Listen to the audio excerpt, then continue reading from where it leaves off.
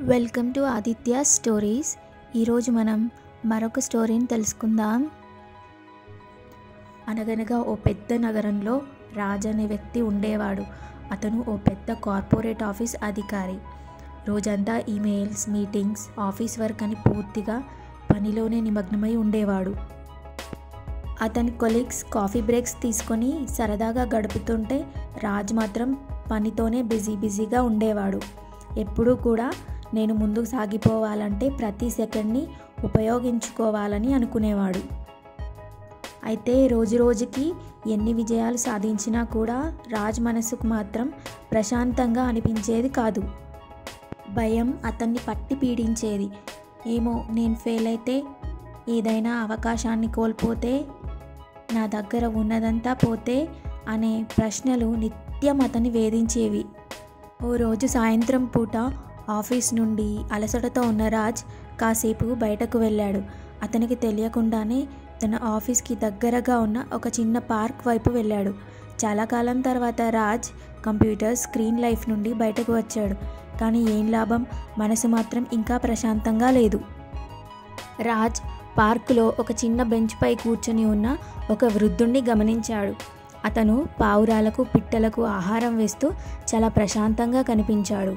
రాజ్కి తెలియకుండానే అతని దగ్గరికి వెళ్ళి అతని పక్కన కూర్చుంటాడు. రాజ్ని ఆ వ్యక్తి చిరునవ్వుతో, ఎందుకు ఇంత బాధగా ఉన్నావు మిత్రమా అని అడుగుతాడు. రాజ్ ఒక చిన్న నిట్టూర్పును విడిచి, నేను ఎప్పుడూ భవిష్యత్తును గురించే ఆలోచిస్తూ ఉంటాను, ముందుకు పరిగెత్తుతూనే ఉంటాను, కానీ ఎంత సాధించినా ప్రశాంతంగా ఉండలేకపోతున్నాను అని అంటాడు. రాజ్కి ఎదురుగా ఉన్న వృద్ధుడు ఒక చిన్న కప్పు టీ ఇచ్చి తాగు అని అంటాడు. రాజ్కి కొంత గందరగోళంగా అనిపించినా ఆసక్తితో టీ తాగడం స్టార్ట్ చేస్తాడు. ఒక గుక్క టీ తాగాక రాజ్కి వేడిగా, ఆనందంగా అనిపించింది. మనసంతా చాలా తేలికగా అనిపించింది.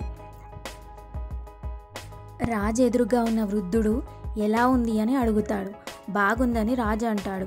ఒకటి చెప్పు, నువ్వు టీ తాగుతుండగా తదుపరి టీ గుక్క గురించి ఆలోచించావా, లేక ఈ క్షణాన్ని ఆస్వాదించావా అని వృద్ధుడు అడుగుతాడు. రాజ్ ఒక క్షణం ఆగి ఆలోచించాడు. చాలా కాలం తర్వాత పూర్తి స్థాయిలో ఈ క్షణంలోనే ఉన్నాడని గ్రహించాడు. వృద్ధుడు పావురాల వైపు చూపించి ఇలా అంటాడు, వీటిని చూడు, ఇవి రేపటి గురించి ఆలోచించవు, వాటికి ఆహారం ఎక్కడ దొరుకుతుందో తెలియదు, అయినా ఇవి ప్రస్తుత క్షణాన్ని మాత్రమే ఆస్వాదిస్తాయి. రాజ్ కొంత ఆలోచించి, మరి ఒకవేళ వాటికి రేపు ఆహారం దొరక్కపోతే ఎలా అని అడుగుతాడు. వృద్ధుడు చిరునవ్వుతో, అప్పుడు అవి రేపు ఆ సమస్యను చూసుకుంటాయి, కానీ ఈరోజు ఇవి ఆనందంగా ఉంటాయి. వృద్ధుడు మాటలు రాజ్ మనసుని తాకాయి. తదుపరి రోజు అతను ఒక చిన్న మార్పు చేసుకుంటాడు. రాజ్ ఫస్ట్ టైం తన డెస్క్ దగ్గర కూర్చొని భోజనం చేయకుండా తన కొలీగ్స్తో కలిసి తింటాడు. తన భార్యకి ఒక ఫోన్ కాల్ చేసి మాట్లాడతాడు. సాయంత్రం పూట తన ఆఫీస్ విండో నుండి సూర్యాస్తమయాన్ని చూస్తాడు. ఎన్నో రోజుల తర్వాత రాజ్కి అతను నిజంగా తృప్తిగా ఉన్నట్టు అనిపిస్తుంది. కొన్ని రోజుల తర్వాత రాజ్ ఆ పార్క్కి వెళ్ళి ఆ వృద్ధుడికి థ్యాంక్స్ చెప్పాలనుకుంటాడు. కానీ వెళ్ళేసరికి బెంచ్ ఖాళీగా ఉంటుంది. కేవలం అక్కడ కొన్ని పావురాలు మాత్రమే ఉంటాయి. అక్కడ బెంచ్ దగ్గర మాత్రం రాజ్కి ఒక లెటర్ కనిపిస్తుంది. అది రాజ్ తెరిచి చదువుతాడు. జీవితం అంటే వర్షం ఆగిపోయేదాకా వెయిట్ చేయడం కాదు, వర్షంలోనే డాన్స్ చేయడం. మనకున్నది ఒక ప్రస్తుత క్షణం మాత్రమే, దానిని ఆస్వాదించాలి అని రాసుంటుంది. అది చదివిన రాజ్మోహన్లో ఒక చిరునవ్వు వెలిగిపోతుంది. ఈ కథలోని సందేశం ఏంటంటే, మనలో చాలామంది రాజ్లానే ఉంటారు. విజయాన్ని తరచూ ఫ్యూచర్లోనే వెతుకుతాం, కానీ నిజమైన ఆనందం ప్రస్తుతం ఉన్న క్షణాన్ని ఆస్వాదించడంలోనే ఉంటుంది.